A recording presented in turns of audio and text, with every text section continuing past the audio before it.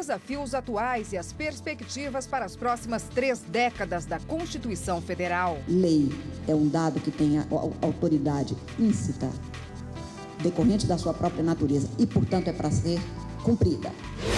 Semana da Conciliação começa hoje em todo o país e Tribunal de Justiça de Minas Gerais destaca iniciativas pela cultura da paz. Minas Gerais conseguiu ficar em primeiro lugar no Brasil em nível de índice de conciliação.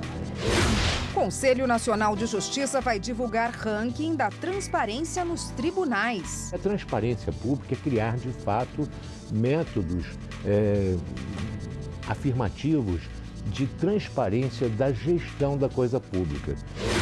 E as regras para que os imigrantes consigam trabalhar legalmente no país. Que eu quero ter uma profissão, estudar e conseguir ir para a faculdade.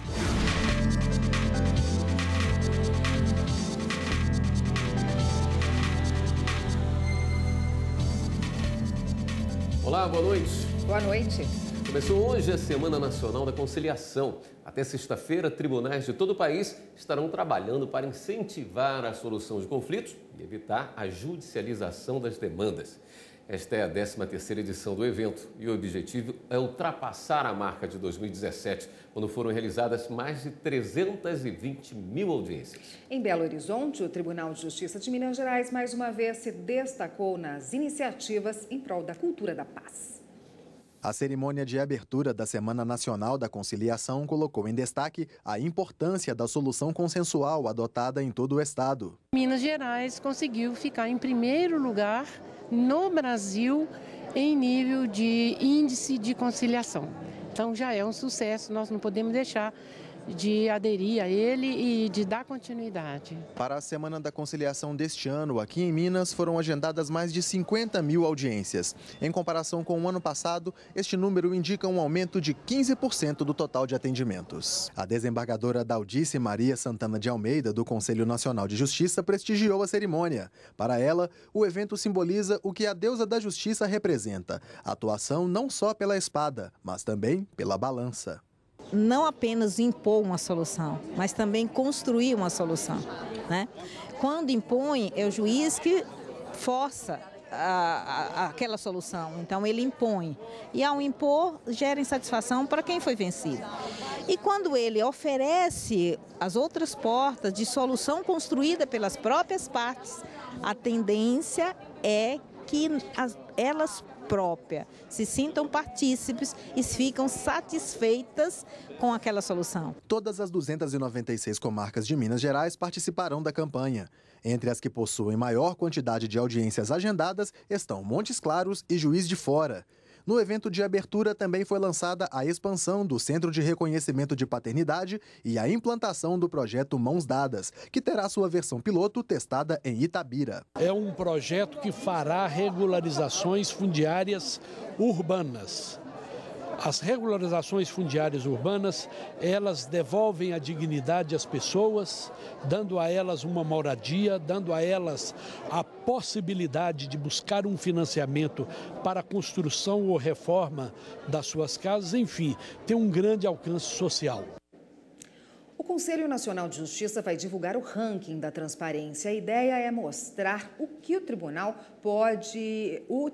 aliás, que melhor atende o cidadão, facilitando o acesso às informações. Tribunal de Justiça do Distrito Federal. Estamos na ouvidoria. Aqui funciona uma central de informações por telefone, que recebe 15 mil ligações por mês. Tem ainda o trabalho típico de uma ouvidoria: tratar a informação que o cidadão precisa de forma minuciosa. Como é uma ouvidoria de um tribunal, a maior parte das demandas referem-se a processos e muitas vezes são reclamações. Na verdade, a maior parte delas são reclamações, que nós recebemos de demora processual. A cada mês, a ouvidoria registra 500 demandas. O tempo de espera do cidadão é de até 5 dias. A gente consegue cumprir isso quase em 100% dos casos. Em até 5 dias, entramos em contato com o cidadão. Muitas vezes já temos alguma resposta, se a demanda dele for parecida com outras que a gente já tenha recebido, ou se não tivermos, vamos dizer para eles o que vai ser feito no caso dele, qual vai ser o procedimento de trabalho para tratar aquela manifestação. O que se faz aqui está dentro da Lei de Acesso à Informação de 2011. Transparência que deve ser praticada tanto pelo Judiciário quanto pelo Executivo e Legislativo. Nesse caminho, o Conselho Nacional de Justiça está fazendo o ranking da transparência para mostrar os conselhos e tribunais que atendem bem o cidadão. Esse ranking vai ser divulgado no mês que vem. A transparência pública é criar, de fato, métodos afirmativos de transparência da gestão da coisa pública, dos recursos públicos, não é? Dos subsídios, enfim, dos pagamentos feitos pelo poder público, não só aos servidores, todos do Poder Judiciário, como também a gestão pública mesmo, né? Os gastos, né?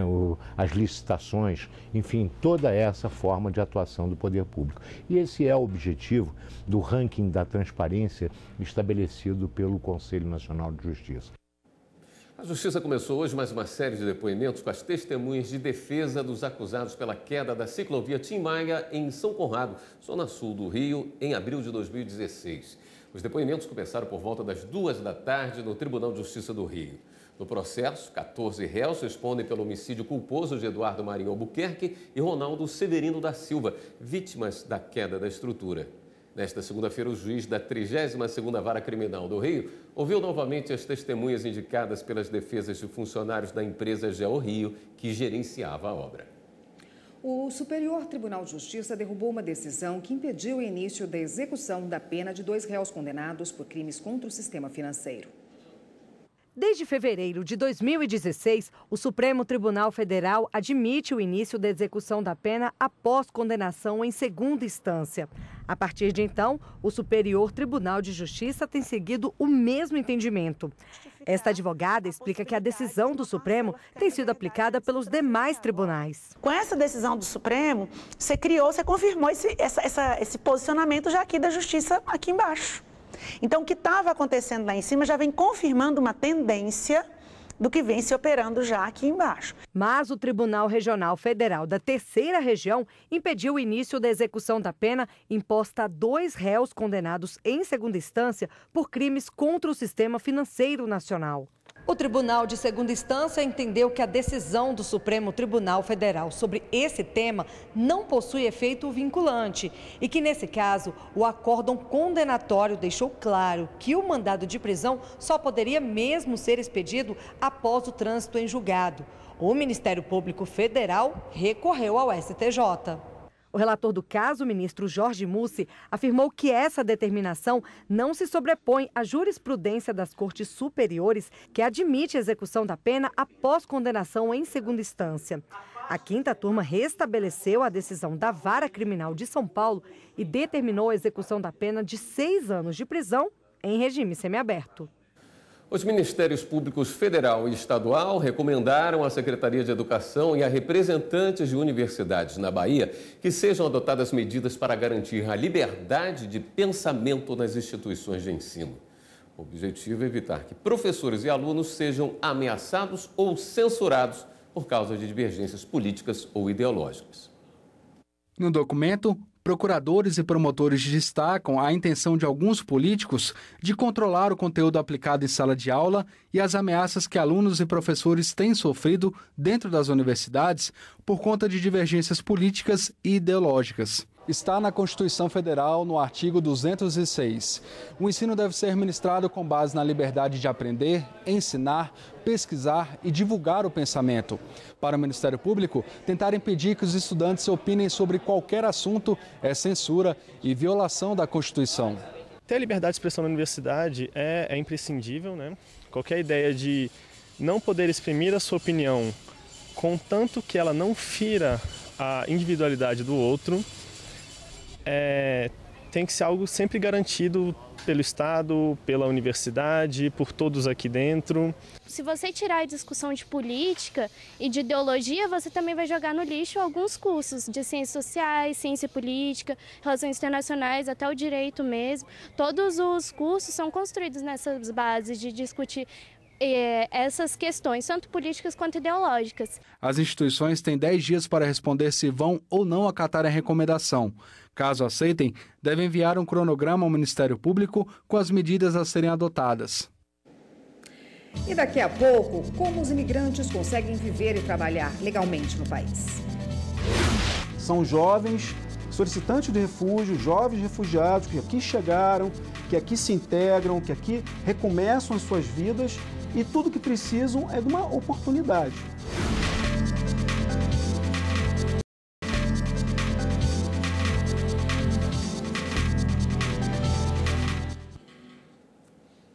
Uma parceria do Centro de Integração Empresa-Escola e o Alto Comissariado da ONU para Refugiados está ajudando a inserir imigrantes no mercado de trabalho. Desde 2014, quase 500 imigrantes, na maioria refugiados, já foram atendidos. Além das aulas de língua portuguesa, eles recebem conhecimento sobre a cultura brasileira.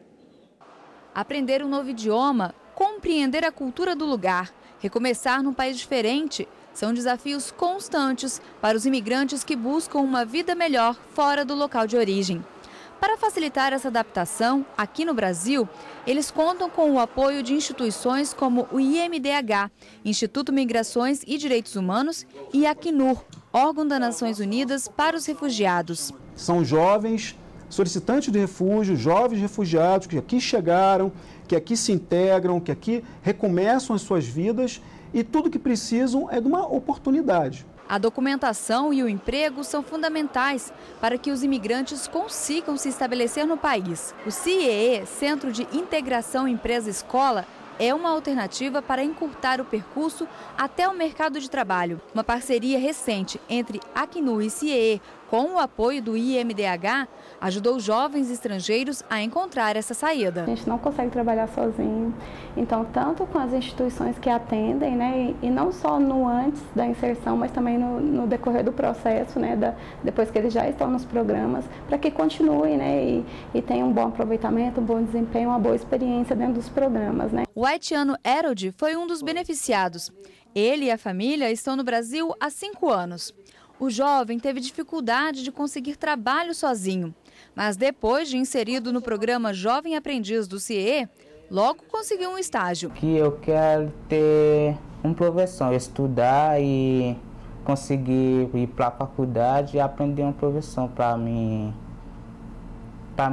melhorar na vida. Abrir a porta do mercado de trabalho para essas pessoas, além de apontar um caminho para que elas possam recomeçar, oferece também à empresa e aos colegas a oportunidade de conhecer outra realidade, pois além de esperança e força de vontade, esses imigrantes também trazem uma forte bagagem cultural para compartilhar.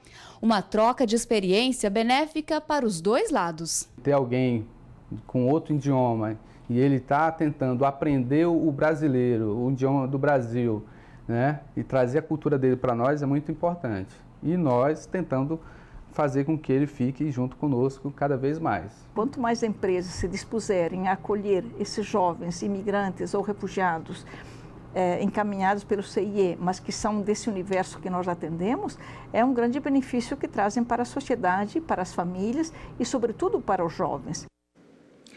Os desembargadores da 11ª Câmara Civil do Tribunal de Justiça do Rio decidiram que a Confederação Nacional de Municípios terá que devolver aos cofres do município de Araruama o valor de R$ 383.790, transferidos indevidamente pela Prefeitura entre os anos de 2013 e 2009.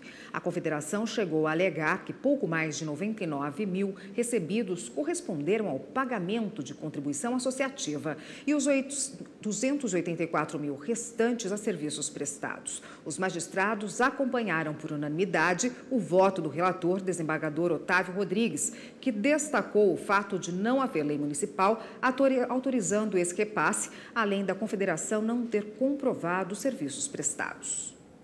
Quem precisa da segunda via do título de eleitor ou quer transferir o domicílio já pode procurar os cartórios eleitorais. Uma semana após o fim das eleições, alguns serviços da Justiça Eleitoral que estavam suspensos voltam a ser oferecidos.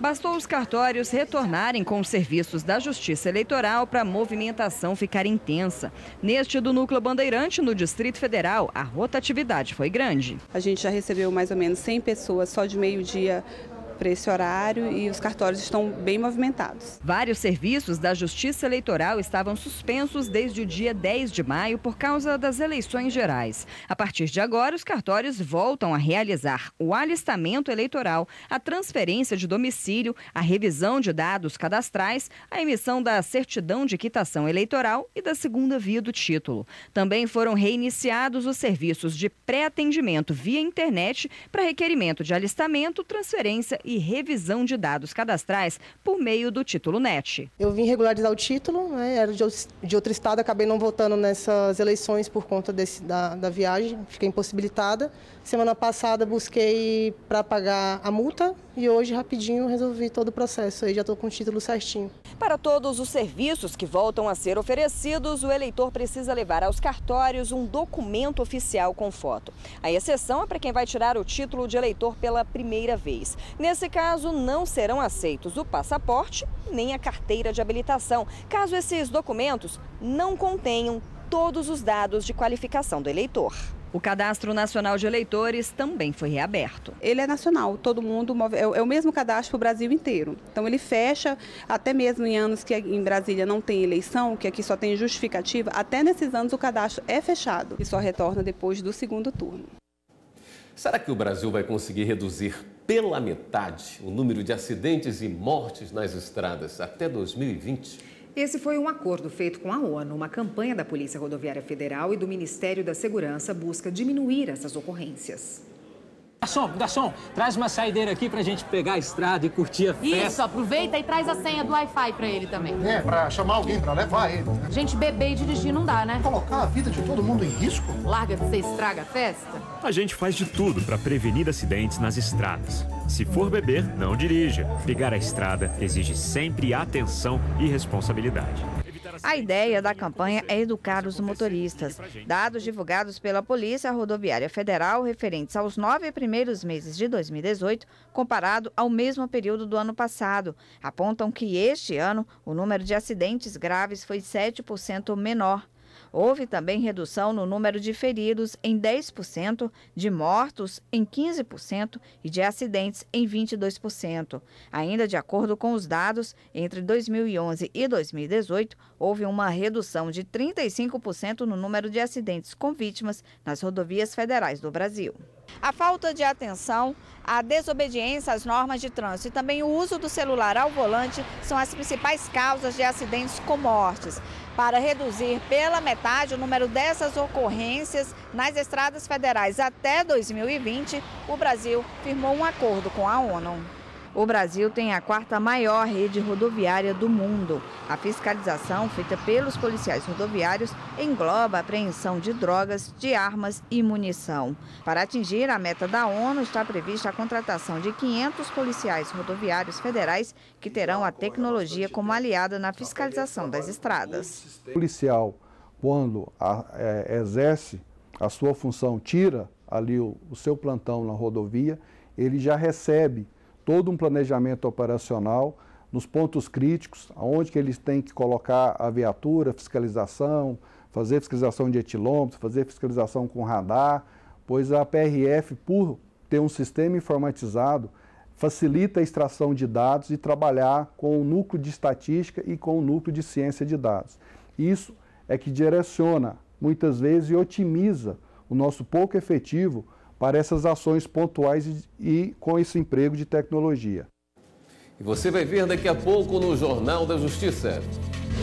Ministros do STF discutem em Brasília os 30 anos da Constituição e as propostas para os próximos 30.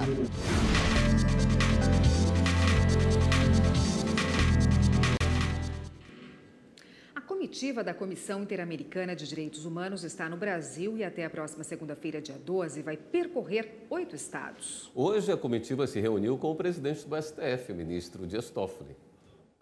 O encontro da comitiva da Comissão Interamericana de Direitos Humanos com o presidente do STF, ministro Dias Toffoli, foi no Salão Nobre da Corte. A comitiva está no Brasil para ver de perto como está a situação dos direitos humanos no país, principalmente em áreas ligadas à discriminação, desigualdade, pobreza e elaboração de políticas públicas. A comitiva também vai coletar informações sobre segurança pública, acesso à justiça e a situação de eventual impunidade nos casos mais graves de violações aos direitos humanos. O presidente do STF, ministro Dias Toffoli, respondeu às dúvidas da presidente da comitiva sobre o acesso à justiça, as audiências de custódia e a concessão de habeas corpus para as mães presidiárias. O habeas corpus já foi concedido e vem sendo aplicado. O acesso à justiça, o Brasil nos últimos anos implementou defensorias públicas em todos os estados e a Defensoria Pública da União foi cada vez mais também aprimorada. E em relação ao acesso à justiça, ele é um acesso universal e através da Defensoria e de convênios com a Ordem de Advogados do Brasil, o acesso das pessoas carentes. Em Brasília, representantes do Poder Judiciário fazem um balanço dos 30 anos da Constituição Federal e debatem as perspectivas para as próximas 3 décadas. O encontro reúne em Brasília juízes, desembargadores, advogados e representantes de 18 tribunais de conta do país. A gente acaba sendo guardião do Estado com os gastos públicos e todos estão interligados com a Constituição Federal. Então, é de suma importância a participação de todos nesse evento. A Constituição de 88 restabeleceu a democracia depois de 30 anos de ditadura. Nesse período, sofreu cerca de 100 emendas, o que dá uma média de 3 emendas por ano. A ministra Carmen Lúcia lembrou que o brasileiro hoje tem mais consciência dos direitos. Hoje, a gente diz, isto é lei. Lei não é aviso, não é proposta, não é conselho. Lei é um dado que tem a autoridade íncita, decorrente da sua própria natureza e, portanto, é para ser cumprida. O ministro Gilmar Mendes citou avanços, como os direitos fundamentais e sociais e a criação do SUS. Também lembrou casos de corrupção e a necessidade de uma reforma política. A mim me parece que nós avançamos. Cá ou lá nós tivemos escaramuças, não poucas, episódios vários de corrupção. Isto vai ser, de certa forma, uma marca nesses 30 anos. Já o episódio dos anões do orçamento, em seguida o episódio Collor-PC, depois Mensalão, Petrolão e todos os outros ONs, aí vão causar graves problemas para todo o sistema. E aí a gente fala de uma outra questão, que é sempre referida e que tem tido dificuldade de ser implementada, a chamada reforma política. Para o ministro Edson Fachin, o Brasil e outros países vivem a judicialização da política. Um governo com juízes corresponde a dizer que o exercício da prestação jurisdicional é também destinado a prover direitos fundamentais. E na medida em que há uma abstenção, uma omissão, ou mesmo inércia por inefetividade das políticas públicas, o Poder Judiciário, quer queira ou não, foi chamado a este centro deste palco. Vamos às últimas notícias, é hora do Giro na Rede.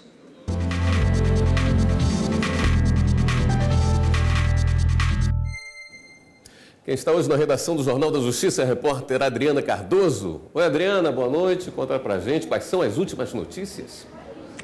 Boa noite, William. Boa noite, Érica. Boa noite a todos. Nós vamos começar com a notícia. O ministro Edson Fachin negou habeas corpus a Delúbio Soares, ex-tesoureiro do Partido dos Trabalhadores. Ele cumpre pena de 6 anos de prisão em Curitiba, no Paraná, por lavagem de dinheiro. A defesa pedia a suspensão da execução provisória da pena, ou que Delúbio cumprisse a pena em regime semiaberto. A decisão do ministro Fachin informou que não verificou ilegalidade flagrante e manteve a decisão no STJ. Já a ministra Carmen Lúcia negou liberdade ao deputado estadual Paulo César Melo de Sá, do MDB do Rio de Janeiro. Ele está preso desde novembro do ano passado por ordem do TRF da 2ª Região.